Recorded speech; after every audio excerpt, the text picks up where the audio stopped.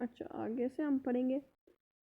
In December, while China was fighting the outbreak of the virus in Wuhan, the government of India was dealing with the massive uprising by hundreds of thousands of its citizens protesting against the brazenly discriminatory anti-Muslim citizenship law it has passed in parliament.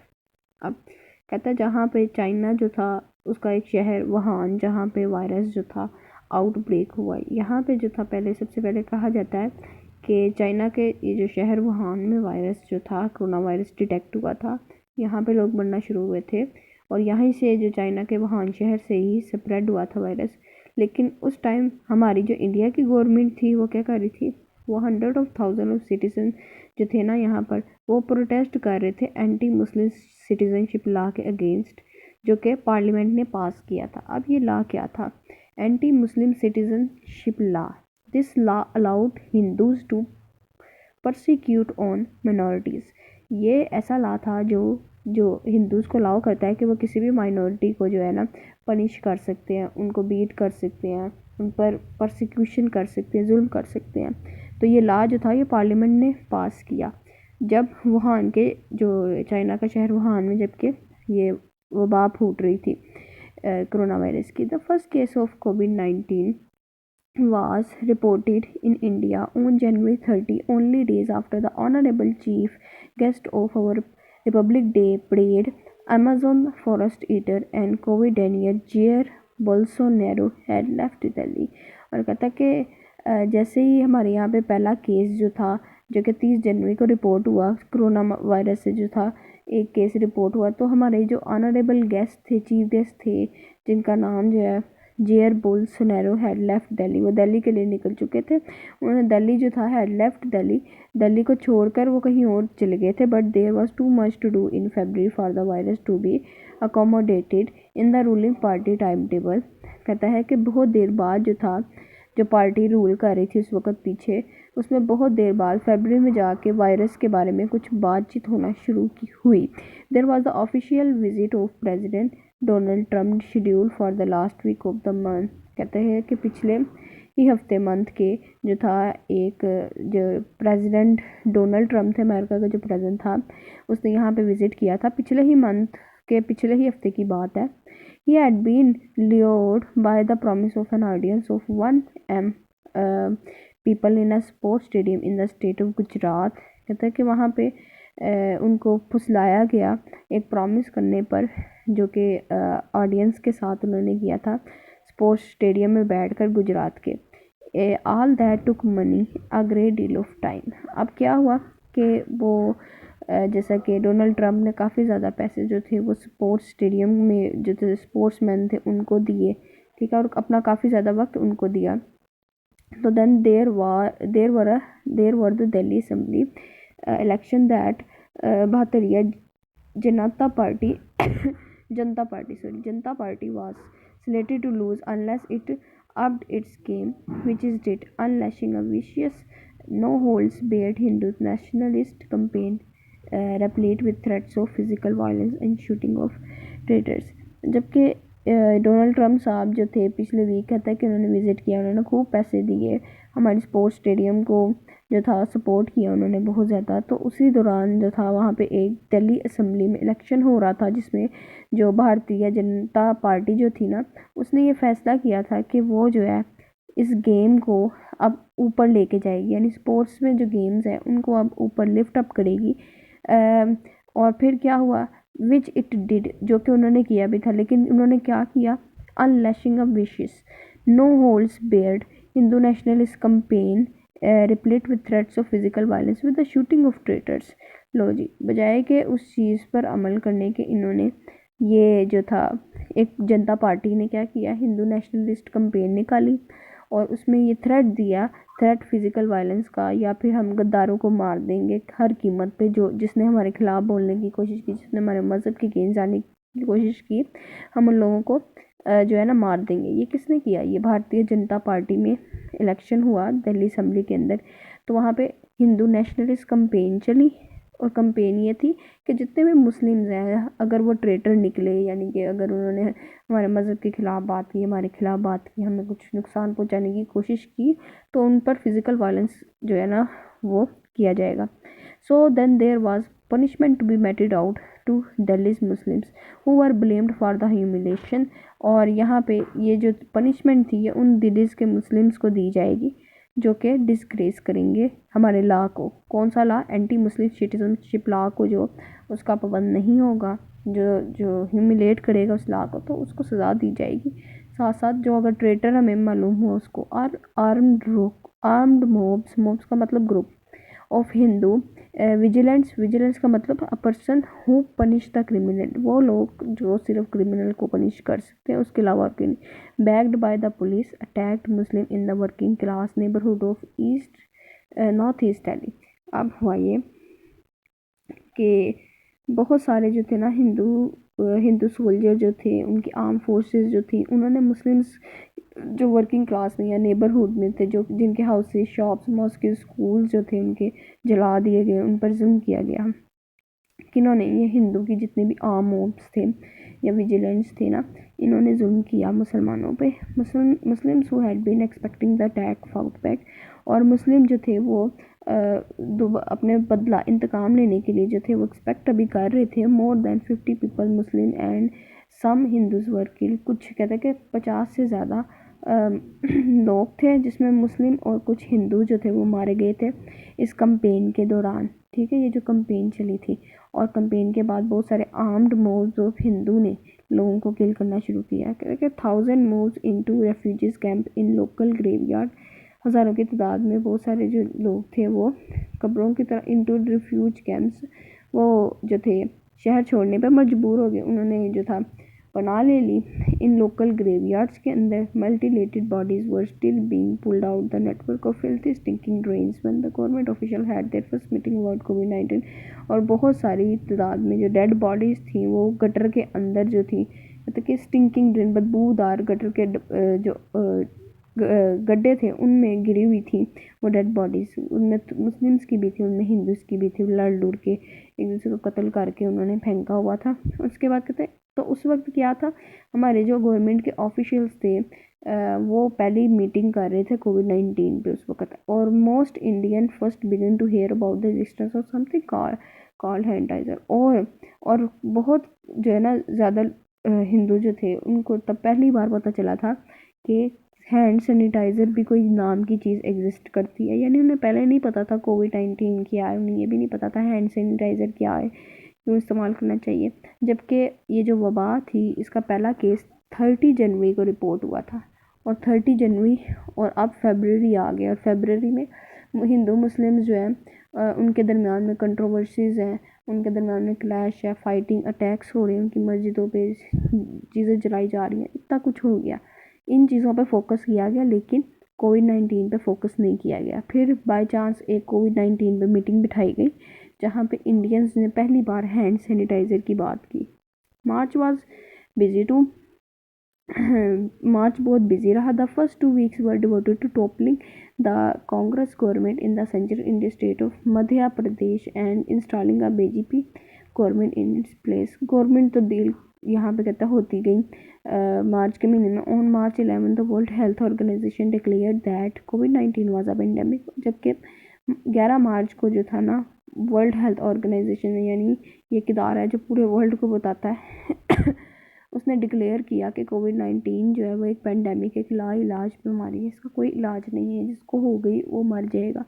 ये जो है दूसरों में भी ये disease फैलेगी. तो कब? 11 मार्च को ये ऐलान किया गया पूरी दुनिया में. 2 days later on March 13 the health ministry said that corona is not a health emergency. जबकि ये पूरी वर्ल्ड में कहा जा रहा है 11 मार्च को कि दुनिया को बचने की ज़रूरत है. हेल्थ ऑर्गेनाइजेशन ने डिक्लेयर किया कि कोविड-19 से बचो, एक पेंडेमिक है.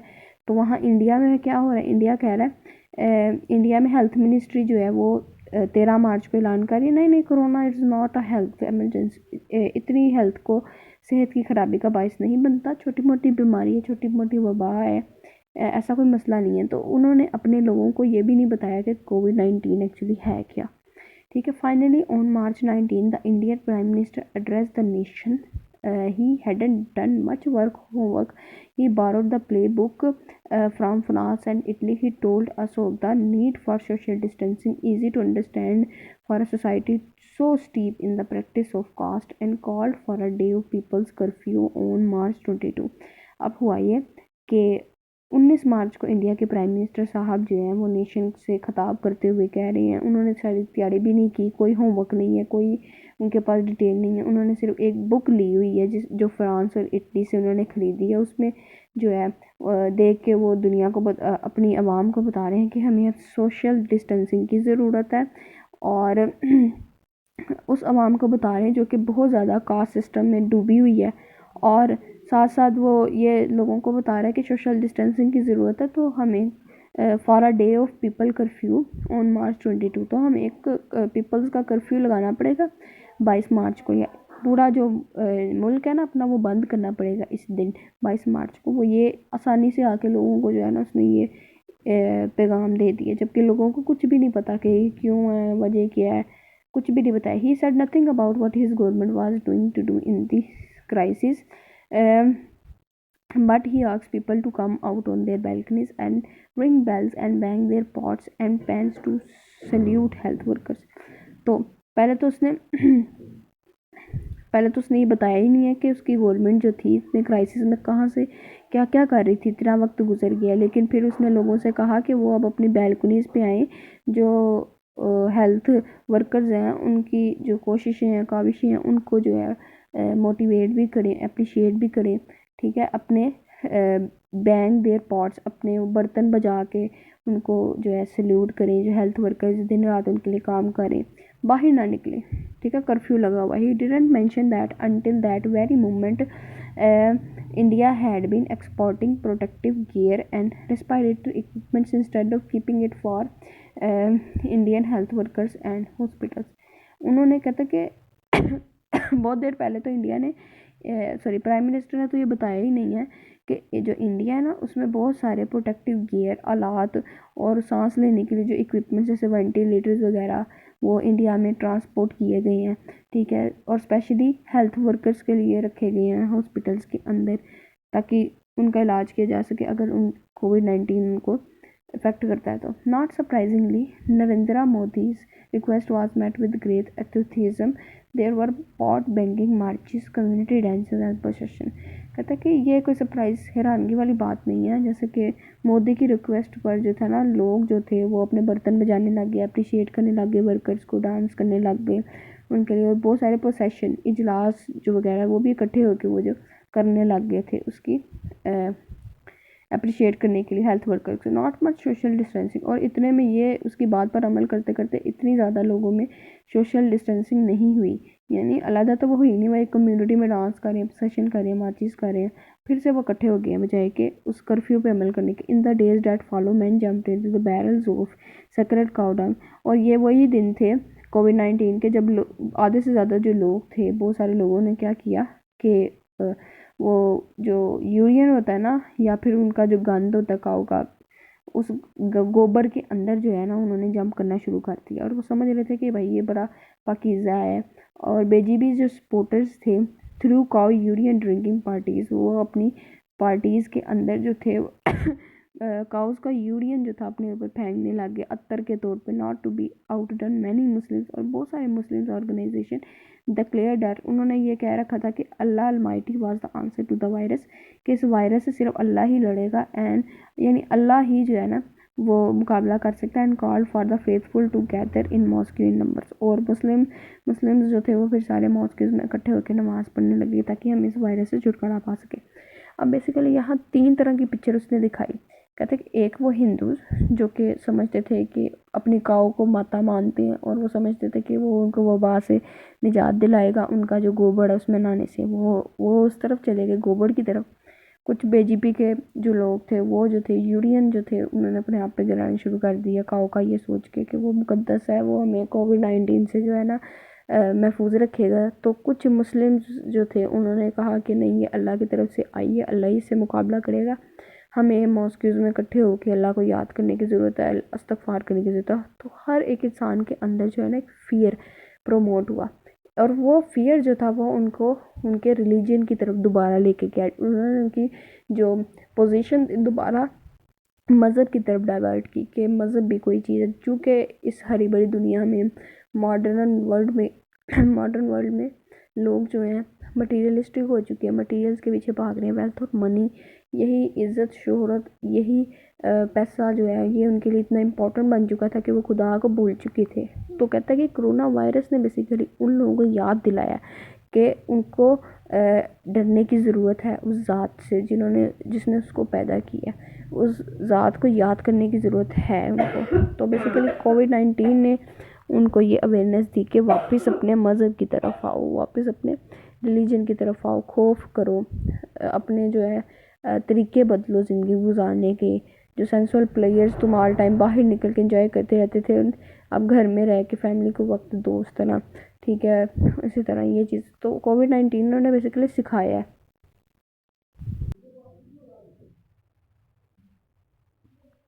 On March 24 at 8 p.m., Modi appeared on TV again to announce that from midnight onwards, all of India would be under lockdown. कहता है कि 24 मार्च को 8 बजे रात के ये अनाउंस किया गया, मोदी साहब ने अनाउंस किया कि इंडिया जो है ना उस पर मुकम्मल लॉकडाउन किया जाए। Markets would be close, all transport public as well as private would be disallowed.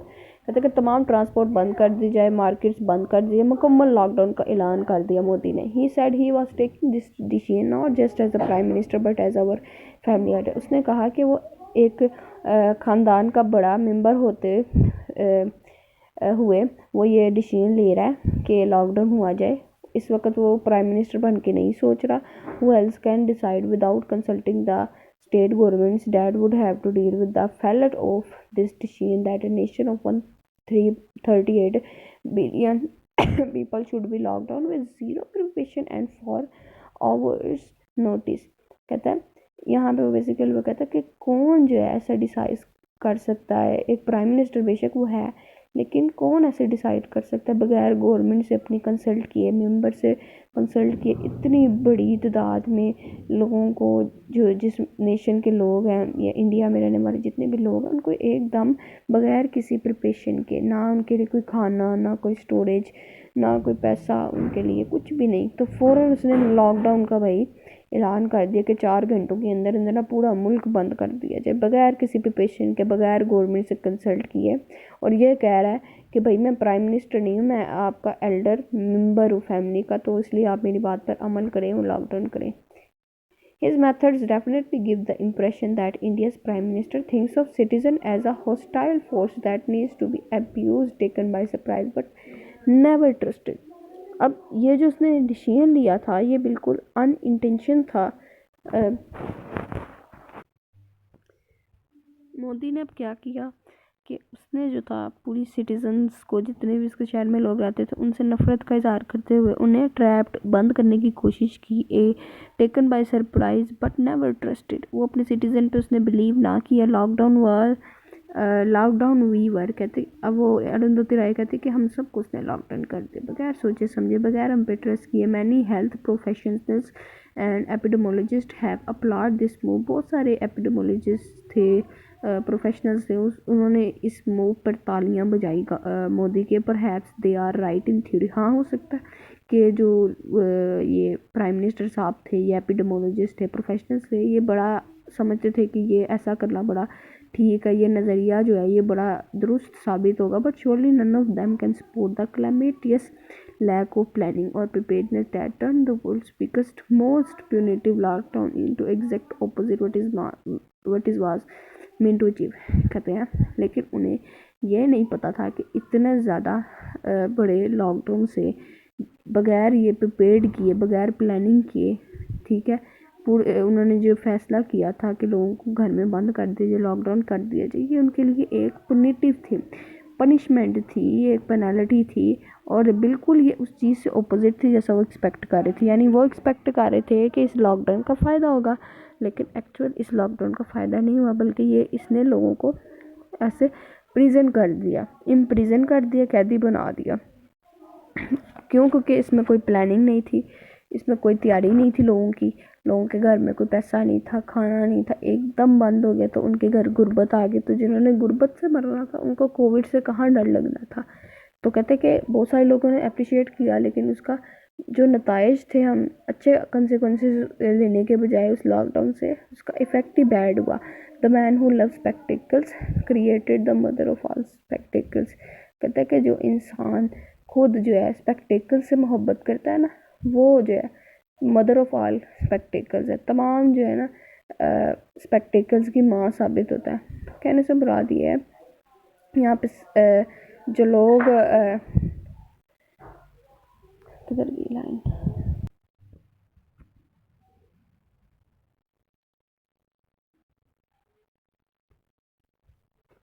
यहाँ पे कहता है the man who love spectacles. Spectacles का मतलब चश्मा भी होता है, आइडियोलॉजी भी होता है। जो इंसान आइडियोलॉजी से मोहब्बत करता है वो एक ऐसा नज़रिया पेश करता है जो कि सबसे ज़्यादा मदर ऑफ ऑल स्पेक्टिकल्स, सबसे ग्रेट होता है नज़रिया तमाम छोटे नज़रियों में से। तो बेसिकली वो मोदी को यहाँ पे तंज करती हुई कह रही है कि अगर आपको आइडियोलॉजीज पसंद है या आइडियाज़ पसंद है ना, तो आपको खुद एक ऐसा आइडिया क्रिएट करना चाहिए, ऐसे आइडिया पे इम्प्लीमेंट करना चाहिए जो कि सबसे बेहतर हो, ना कि सबसे कमज़ोर हो। तो ये लॉकडाउन करने का फ़ैसला था, ये बिल्कुल जो था बकवास था उसके कहने के मुताबिक। एज एन अपाल्ड वर्ल्ड वॉच, जैसा कि अपाल्ड का मतलब शॉक्ड, शॉक्ड में पूरी दुनिया जो थी नज़र आ रही थी, हमें शॉक्ड में नज़र आ रही थी कि वो सब परेशान है। India revealed herself in all her shame. India जो था हर बुरे कामों में जो था ना अपने आप को जाहिर कर रहा था।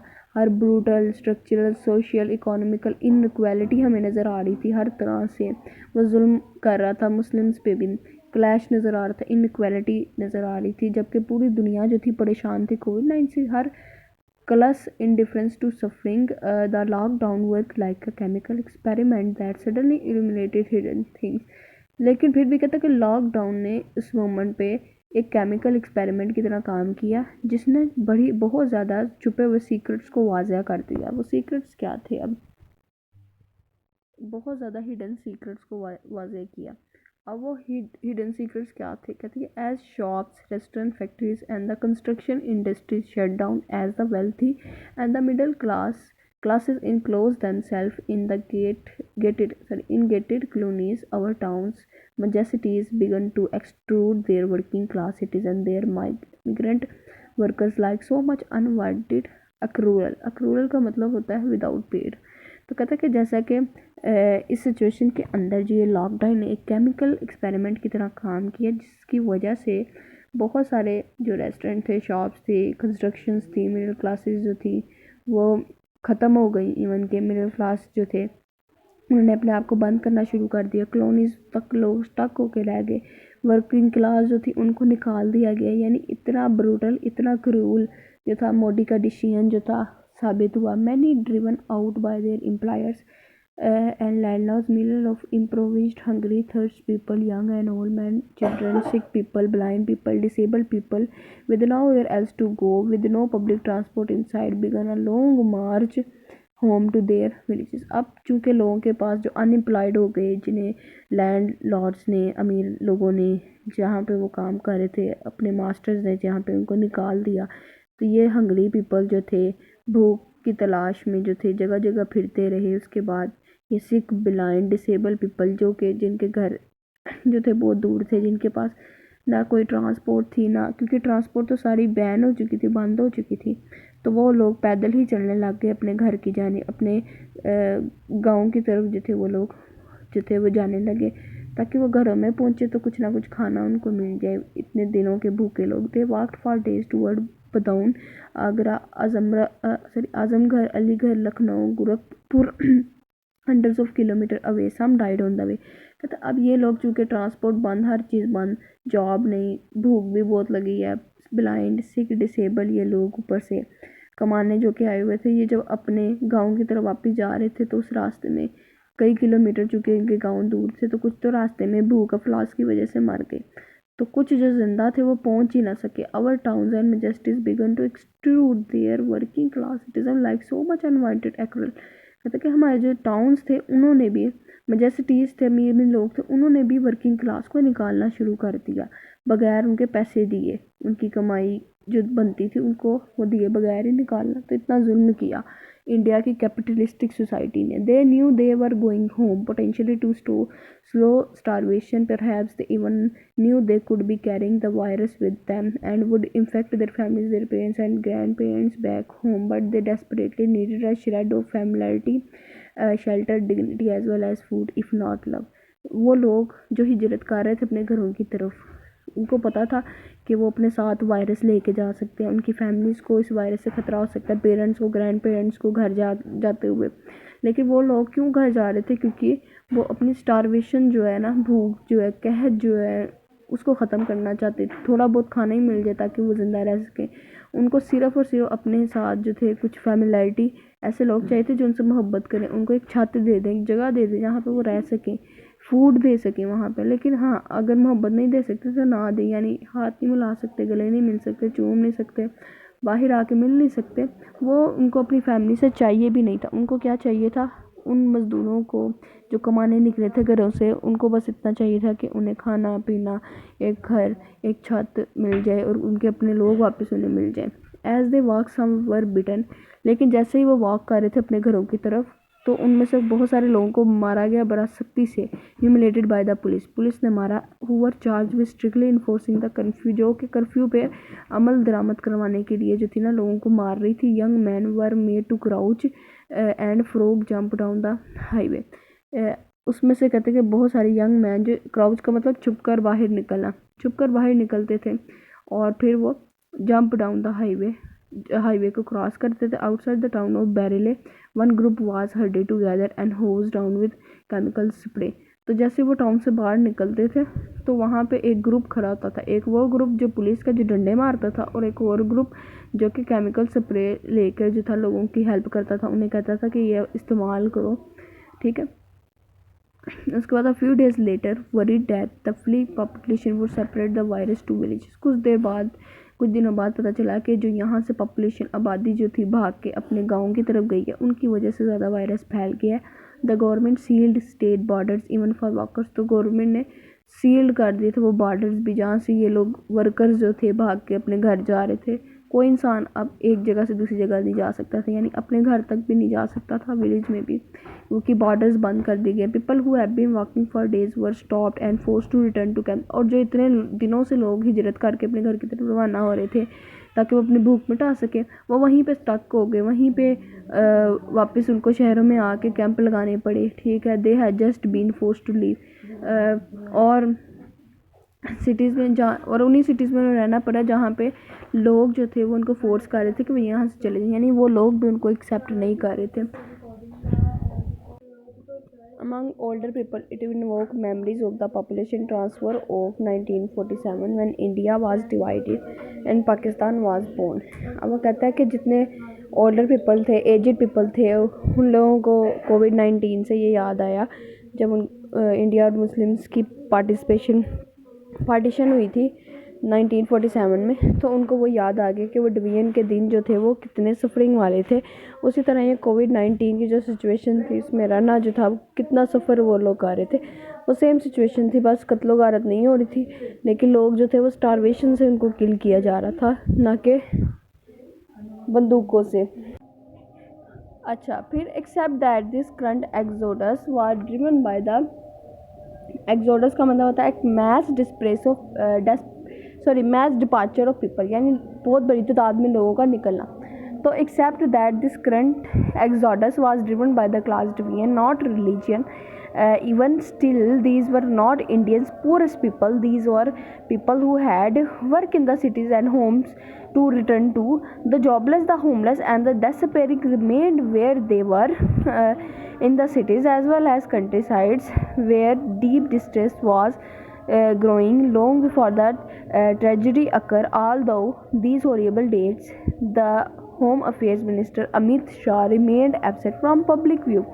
लो जी, यहाँ पे कहते हैं कि इसके अलावा जो थे जितने भी ये थे लोग जो थे क्लास डिवीजन्स की वजह से उनको इतना ज़्यादा जो था मैस डिपार्चर करना पड़ा, यानी जो लोग अनएम्प्लॉयड थे, जिनके पास काम के लिए कुछ नहीं था, पैसा नहीं था, जॉबलेस हो चुके थे, वो अपने घरों की तरफ जा रहे थे। अब अमीर बंदा तो नहीं ना जा रहा था। तो ये जो इतना ज़्यादा तादाद में लोगों का एक सिटी से अपने शहरों की तरफ जो था, अपने सिटी से दूसरे सिटी या दूसरे सिटी से अपने शहरों की तरफ जो था उनका जो विज़िट करना था वो ज़्यादा क्लास डिवीजन की वजह से हुआ। क्यों? क्योंकि पुअरेस्ट पीपल या पैसे ही नहीं थे, तो वो उनका पास ना जॉब, ना पैसे, ना कोई और चीज़ खाने के लिए, पीने के लिए, ना शेल्टर। तो वो लोगों ने ज़्यादा तादाद में हिजरत की अपने घर की तरफ। अमीर लोग तो थे नहीं, तो कहते हैं उनको ज़्यादा मुश्किलात का सामना करना पड़ा, उन्हें अफलास बर्दाश्त करनी पड़ी, भूख बर्दाश्त करनी पड़ी जब ये कोविड-19 आया। इवन के कहता है कि इन हॉरिएबल डेज़ के अंदर जो अमित शाह थे, जो आपके होम अफेयर मिनिस्टर्स थे, वो क्या थे, वो पब्लिक व्यू से ही एब्सेंट थे, यानी कि वो नज़र ही नहीं आ रहे थे, उनका कोई नामो निशान ही नहीं दिखाई दे रहा था कि वो भी ज़िंदा है कि नहीं, लोगों के लिए वो कुछ करेंगे कि नहीं करेंगे। इतने लोग मर रहे हैं, कोई भूख से मर रहा है, कोई हॉस्पिटल में, कोई कोविड-19 में, तो उनका कोई होप नहीं थी कि कोई इनकी मदद करे, कोई बाहर आए, कोई मिनिस्टर, प्राइम मिनिस्टर बोले। अच्छा, मज़ीद ये है कि कहते हैं कि जैसे ही मैंने, अब अरुंधति रॉय कहती है, जैसे ही मैंने जो थी दिल्ली की तरफ, दिल्ली में जो थी वॉक करना शुरू की, तो मेरा जो प्रेस पास था, जो मैगज़ीन थी जिसमें मैं लिखती थी, ठीक है, वो मैगज़ीन जो थी वो गाज़ीपुर से on the border between Delhi और उत्तर प्रदेश के जो बॉर्डर के बिल्कुल दरमियान में जो जगह है, वहाँ पे मैगज़ीन जो थी ना, मैं उसके लिए लिखा करती थी। वहाँ पे अखबार मेरा जाया करता था। द सीन वाज बिब्लिकल और perhaps not the Bible could have known such numbers as these. The lockdown to enforce physical distancing had resulted in the opposite physical compression on an unthinkable scale पे। कहता है कि ऐसा तो कभी आपने biblical stories में भी नहीं सुना होगा कि इतनी बड़ी तादाद में लोगों ने हिजरत की हो, ठीक है, और ये भी नहीं सुना होगा कि लॉकडाउन आज से पहले इतना सख्त हुआ हो, सिर्फ इस चीज़ पे अमल दरामद करवाने के लिए कि सोशल डिस्टेंसिंग हो। तो कहते हैं कि बजाय के फ़िज़िकल डिस्टेंसिंग होती, इन लोगों ने फ़िज़िकली लोगों को कंप्रेस करने लग गए, ये उनको मारने लग गए, उनको खाने पीने के लिए भी इन्होंने कुछ ना दिया तो दबाने लग गए, उनके लिए प्रिजन बना दी इस अर्थ को। तो this is true even in India's town and cities. The main roads might be empty but the poor are sealed into the cramped quarter in slums and shanties. जबकि जो मेन रोड थी, कहते हैं कि मेन रोड जो हो सकता है कि मेन रोड तो खाली हो गई थी, लेकिन जो वहाँ पे पुअर्स थे उनको क्वार्टर्स में, तंग गलियों में, स्लम्स और शैंटीज़ हट्स में उनको बंद कर दिया गया था। मेन रोड्स ब्लॉक कर दी गई, उनको बंद कर दिया गया। Every one of the working people I spoke to was worried about the virus. कहते कि हर चलता फिरता इंसान जो था, जैसा कि मैं बता रही हूँ कि वो वरीड था, परेशान था इस वायरस से आ गई, but it was less real, less present in their lives than looming unemployment. लेकिन ये जो उनकी परेशानी थी, ये जो वरीनेस थी, ये उससे कम, उस परेशानी से कम थी कि वो अनएम्प्लॉयड हो चुके हैं, स्टारवेटेड हैं, और वायलेंस ऑफ द पुलिस का वायलेंस बर्दाश्त करें, ये परेशानी उनके लिए ज़्यादा थी। यानी कहने की बात यह है कि जो इंसान वायरस के खौफ से उसको डरने लगता, भूख के खौफ से ज़्यादा लगता है, क्योंकि उसको भूख इस वक्त मिटानी है, उसको जॉब चाहिए, अपना घर जो है संभालने के लिए एक शेल्टर चाहिए। तो जब इंसान को यही प्राइमरी नीड्स उसकी पूरी नहीं होंगी, तो वह दूसरी नीड्स से क्या डरेगा, वो क्या डरेगा वायरसेस से, जब वो भूख से ही मर जाएगा। Of all the people I spoke to that day, including a group of Muslim tailors who had only weeks ago survived the anti-Muslim attack, one man words especially troubled me। कहते हैं कि जब मैंने उनसे बात की, मैंने जिन लोगों से बात की, उनमें एक मुस्लिम्स का ग्रुप था, मुस्लिम टेलर्स का, दर्जियों का ग्रुप था, जो कि एंटी मुस्लिम अटैक्स में से बच के आया था। उनमें से एक आदमी के जो वर्ड्स थे उन्होंने मुझे बड़ा परेशान किया। वो वर्ड्स क्या थे? He was carpenter called Ramjeet. वो उस एक कारपेंटर था जिसका नाम रमजीत था। Who plan to walk all the way to,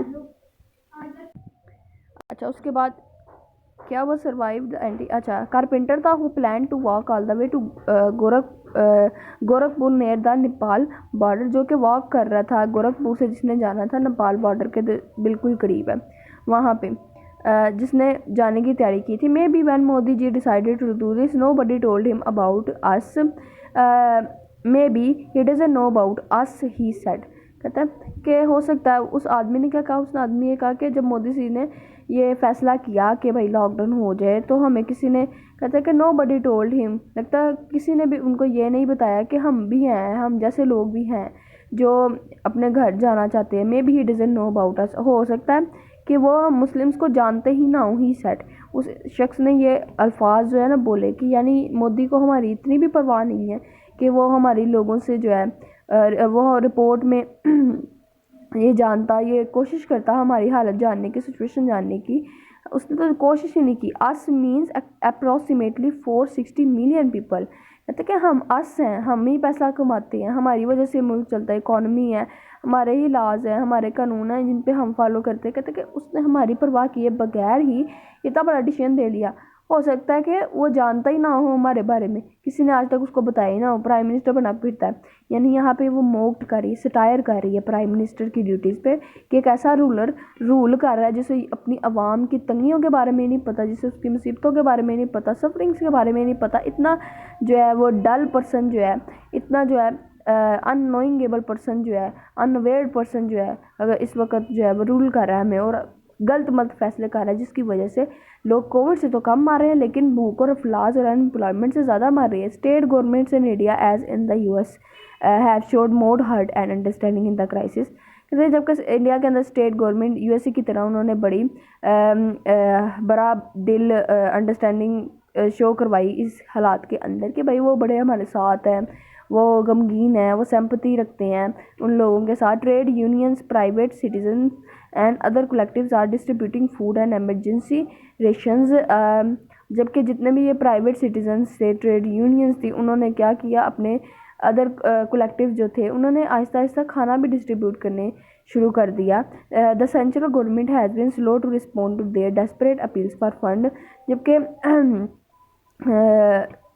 central government जो थी ना, उसने रिस्पॉन्ड करना बंद कर दिया था फंड्स के लिए।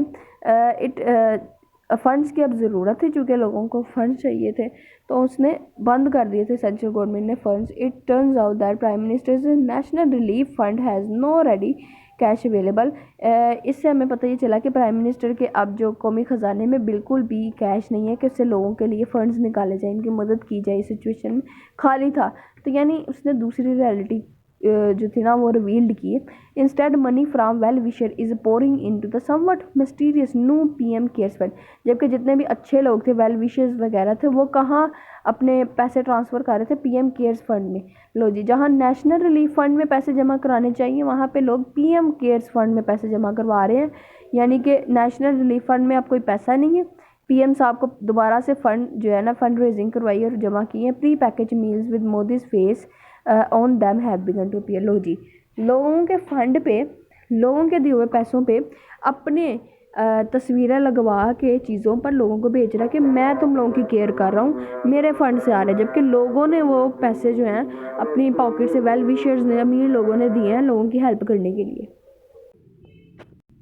In addition to this, the Prime Minister has shared his yoga nidra. In addition to Prime Minister has shared his yoga nidra videos in which a morphed animated Modi with a dream body demonstrate yoga asanas to help people deal with the stress of isolation.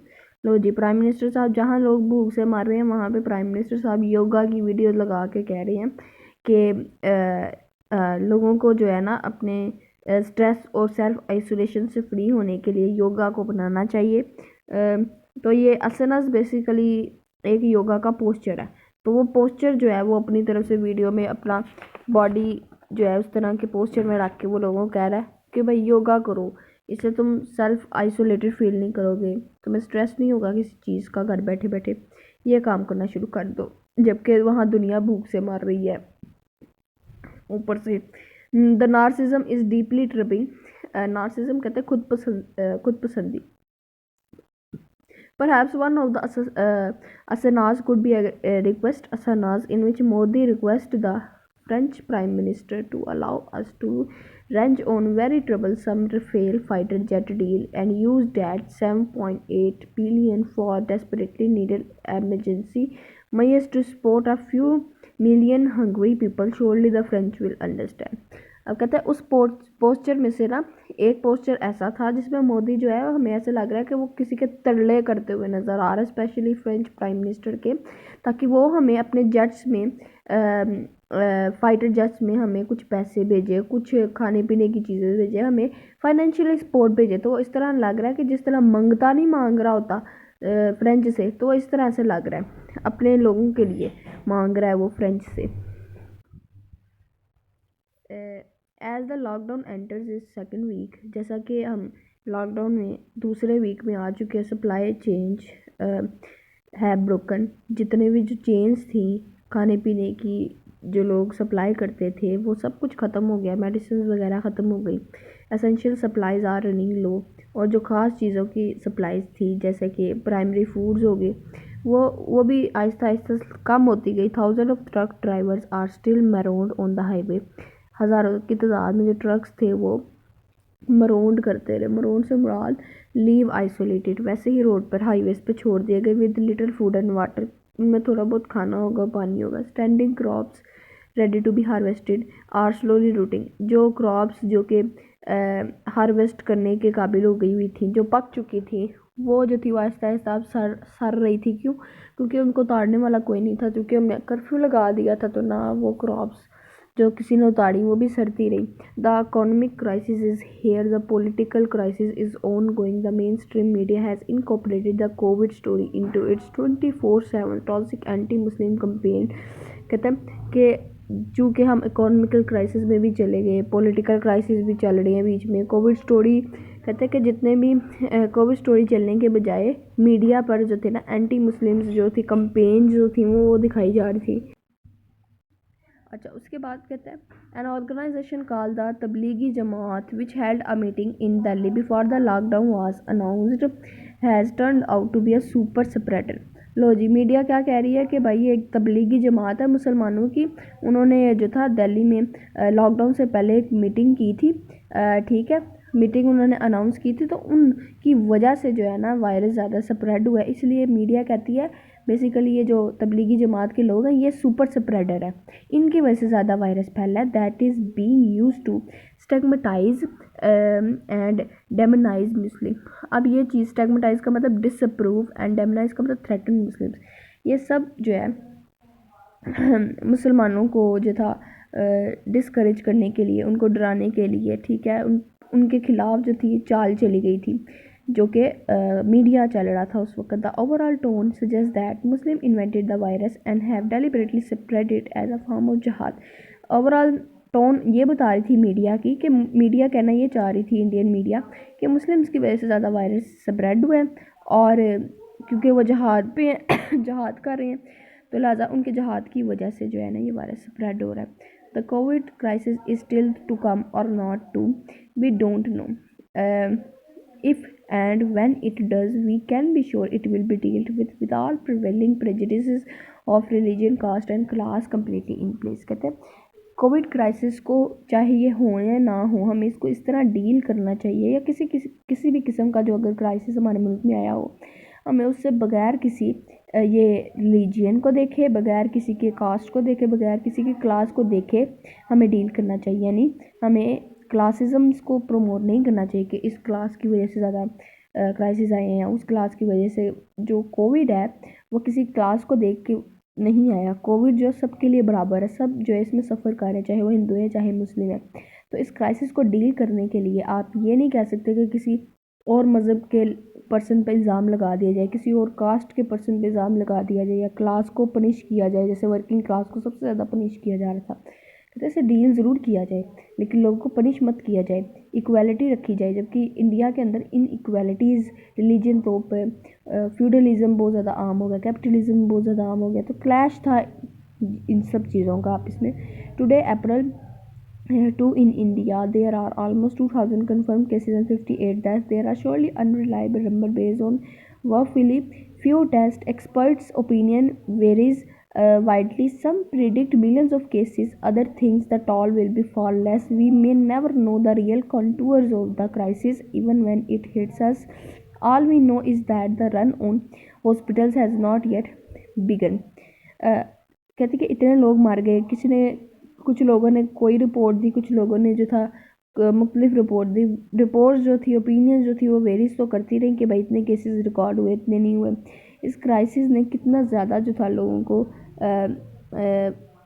Crisis, the real figure of the crisis, कहते हैं इस crisis की वजह से कितने लोग जो थे वो सफ़र हुए, हम में से कितने लोगों को जो है ना इस क्राइसिस ने हिट किया। और and all we know is that run on the hospitals has not yet begun. और अब हम सब जानते थे कि हॉस्पिटल्स में अब भागना जो है वो फजूल है, क्योंकि हॉस्पिटल जो थे वो तो भर चुके हुए थे, वहाँ पे तादाद ही इतनी ज़्यादा थी, तो वहाँ पे भागना जो था फजूल था।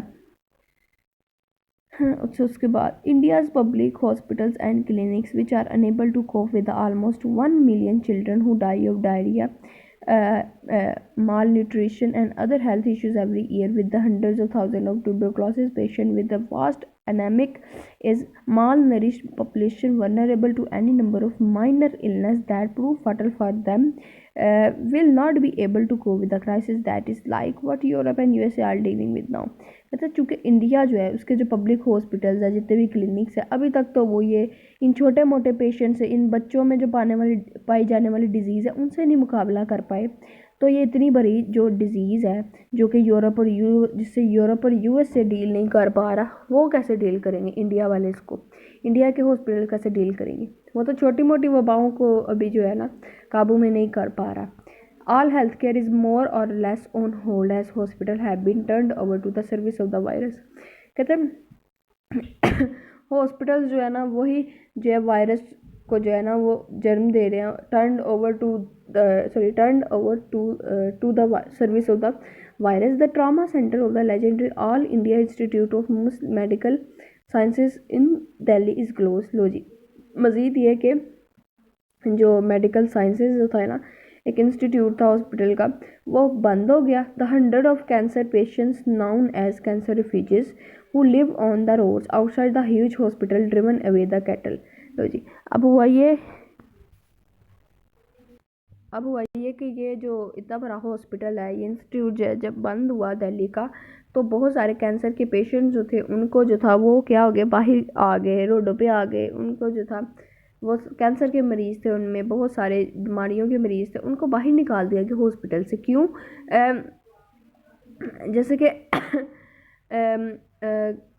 उनको बाहर क्यों निकाला गया? उसकी रीज़न ये थी कि ये हॉस्पिटल जो थे वो कोरोना वायरस के पेशेंट से डील करने लग गए थे। तो जो आम वायरस के पेशेंट्स थे, जैसे कैंसर हो गया, ट्यूबरक्लोसिस हो गई, ऊपर डायरिया हो गया, छोटे मोटे जो पेशेंट्स थे जिनको ये डील ही नहीं कर पा रहे थे, उनको इन्होंने बाहर निकाल दिया। लो जी, और कोरोना वायरस के जो लोग थे उनको अंदर दाखिल करना शुरू कर दिया।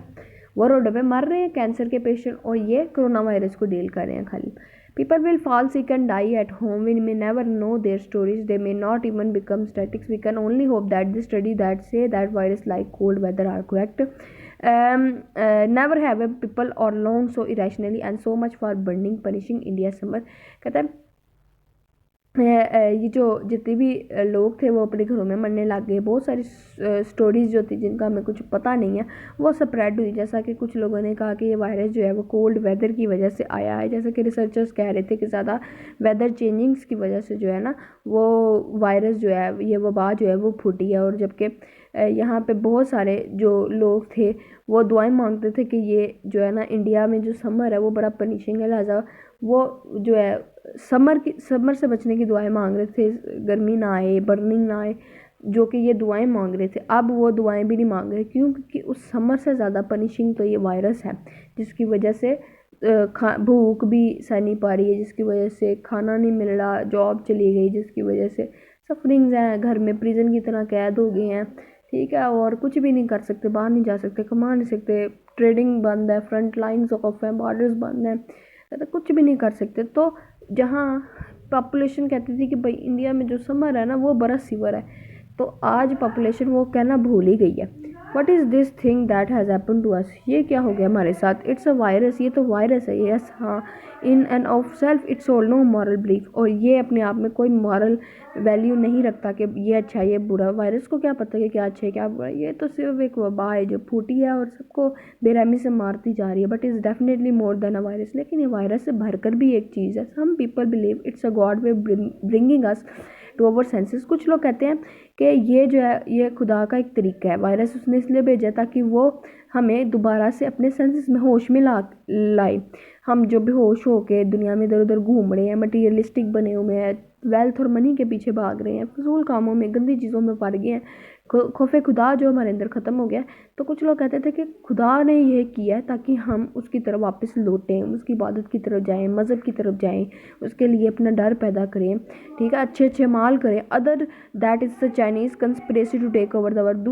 जबकि दूसरे लोग कह रहे थे कि भाई जबकि दूसरे लोग कह रहे थे कि चाइना ने कोई साजिश की है, चाइना की साजिश की वजह से ये पूरी दुनिया में फैला है, और चाइना ने ही साजिश की है इस वायरस को पूरी दुनिया में फैलाने की, क्योंकि हमने पढ़ा वुहान का जो शहर था वहीं से तो ये वायरस स्प्रेड होना शुरू हुआ था चाइना के। तो सब कहने लगे कि चाइना की कंस्पिरेसी है इस वायरस को फैलाने में, उनका सबसे बड़ा हाथ है। व्हाट्स एवर इट इज़, जो भी ये था, corona virus has made the mighty kneel and brought the world to halt like nothing else could. कहता है कि इसने बड़े बड़े लोगों को, अमीर माइटी नील का मतलब जो बड़े अमीर लोग हैं ना, अमीर सुप्रीम पीपल, उनको घुटनों पे ला खड़ा किया है। और इतनी चलती बड़ी बड़ी दुनिया में जहाँ पे ऑल टाइम रश शोर मचा रहता था, उसको हाल्ट कर दिया। हाल्ट का मतलब खामोश कर दिया, रोक दिया, जैसे कुछ है ही नहीं यहाँ पे, इस दुनिया में कुछ हो ही नहीं रहा था, रोक दिया, उसका फ्लो ख़त्म कर दिया, दुनिया को खामोश करवा दी इस वायरस ने। Our minds are still racing back and forth longing for a return to normality. हमारे माइंड जो है कहता है अभी भी लड़ रहे हैं, आगे पीछे जो है मूव कर रहे हैं, ये सिर्फ ये ख्वाहिश करें कि हम दोबारा से सब कुछ नॉर्मल हो जाए, हम लोग दोबारा से जो है अपने नॉर्मल रूटीन की तरफ आए। कोविड-19 ने जो हमारा हाल किया है, कहते हैं कि ये सब कुछ दोबारा से नॉर्मल हो जाए। हर एक माइंड में यही बात है। Trying to stitch our future to our past. हम कोशिश कर रहे हैं कि हम अपना फ्यूचर जो है हमारे पास से जो है स्टिच करें, जोड़ें। And refusing to acknowledge the rupture, और जितना भी ये जो नुकसान हुआ है इसको रिफ्यूजिंग कर दें रैप्चर को मानने से। उसके बाद कहता है यहाँ पे basically but the rapture exist. हाँ, जितना ज़्यादा लॉस हुआ है, ये लॉस तो कहता है अभी भी मौजूद है। And in the midst of this terrible despair it offers us a chance to rethink the doomsday machine we have to build for us। कहता है कि ये जो टेरिबल डेज हैं ये हमें ये बता रहे हैं, ये हमें सोचने में मजबूर कर रहे हैं। डोम्सडे का मतलब लास्ट डे, कि आखिरी दिन जो है हमने अपने आप को कैसा आखिरी दिन के लिए तैयार किया है। ये हमें सोचने पर मजबूर करें कि हमें अपने आप को कैसा बनाना है ताकि हम अपने आप को क़यामत के लिए रिप्रेजेंट कर सकें, हम अपने आप को कुछ बना सकें, कुछ नेकियां अपने साथ लेके जाएं। हमें सोचने पर मजबूर कर रहा है उस क़यामत के दिन के बारे में। Nothing would be worse than a return to normality. कहता है इससे ज़्यादा कोई वर्स चीज़ होगी नहीं कि हम वापस नॉर्मल हो जाए। क्यों? इट सेंस अगर हम वापस नॉर्मल हो जाते हैं तो हम खौफ खुदा भूल जाएंगे, हम क़यामत के दिन अपने अमाल, अपनी बुराइयाँ, ये सब चीज़ें हमें भूल जाएंगी, और दोबारा से हम उसी मटीरियलिस्टिक लाइफ पे, सेल्फिश लाइफ की तरफ, सेल्फ सेंटर्ड लाइफ की तरफ जो है ना मूव ऑन करेंगे। किसी की परवाह नहीं करेंगे, अपने मज़े में गुम होंगे, प्लेयर सेंसुअल प्लेयर्स में पड़े रहेंगे, ठीक है, इविल्स डीड करेंगे। तो कहते हैं कि फिर इससे ज़्यादा वर्स क्या होगा कि इंसान जो है नॉर्मेलिटी की ख्वाहिश करे, जबकि इस वक्त वो गॉड फीलिंग रखता है, गॉड से डर रहा है, मौत से डर रहा है, ये सब चीज़ें। और ये जो है अब आखिरी paragraph historically pandemics as food, ये बहुत इंपॉर्टेंट है। ये जो है प्रूव करता है कि जो pandemic is a portal title है वो बड़ा सिग्निफिकेंट है, और उस टाइटल में बेसिकली उस टाइटल का मतलब क्या है। यहाँ पे अरुंधति बड़ी क्लियर अल्फाज में जो है ना वो बताती है कि टाइटल का मकसद क्या है मेरे। कहती है historically pandemics has force humans to break with the past and imagine their world new. कि जितने भी पेंडेमिक्स इससे पहले आए हैं उन्होंने आपके पास्ट को ब्रेक किया आपसे, और इमेजिन करवाया कि एक नई वर्ल्ड जो है वो जो है आएगी, एक न्यू वर्ल्ड की तरफ जो है ना उसने रुझान पैदा किया। जितने भी पेंडेमिक्स आए, this one is no different. तो ये पेंडेमिक भी इतना डिफरेंट नहीं था, जिसने इंसान को उसकी पास्ट रूटीन से, पास्ट लाइफ से, रोबोटिक रूटीन से, मटीरियलिज्म से दूर किया और एक नई वर्ल्ड से इंट्रोड्यूस करवाया, जहाँ पे रिलैक्सेशन है, जहाँ पे डिप्रेशन कम है, जहाँ पे लोग जो है मनी के पीछे, वेल्थ के पीछे पागल नहीं है, जहाँ पे खुदा जो है उसको पूजा जाता है, तो कहते हैं कि याद किया जाता है उसको। तो ये जो पेंडेमिक्स हैं ये जो है पास्ट को ब्रेक करके जो आपकी एक मैकेनिकल रूटीन होती है मॉडर्न वर्ल्ड में जो चल रही है उसको ख़त्म करके एक नई दुनिया की तरफ आपको लेके जाता है। इट इज़ अ पोर्टल, ये एक पोर्टल है, ये गेट वे है between one worlds and next.